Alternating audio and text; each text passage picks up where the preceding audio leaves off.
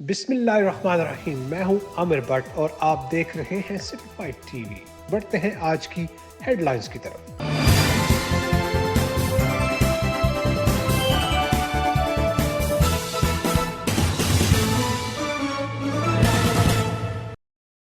हारूनाबाद बल्दिया committee के इजलास hall में वाइटल ग्रुप की जानिब से क्रिश्चियन सोसाइटीज और हिंदू कम्युनिटी को राशन तकसीम किया गया। मजीद इस हवाले से रिपोर्ट कर रहे हैं हारूनाबाद से अरशद अली गौरी।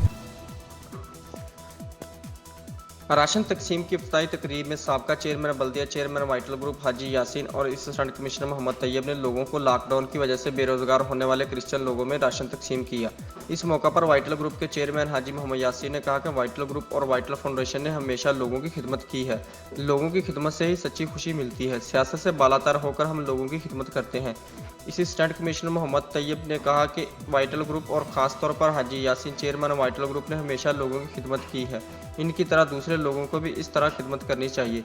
इस मौका पर चीफ ऑफिसर बल्दिया सैयद इंतशाम बुखारी, मलक रियाज अहमद खिलजी, चौधरी अबैदुर्रहमान, मोहम्मद ताहर तगवेरी ने भी अवाम में राशन तकसीम किया।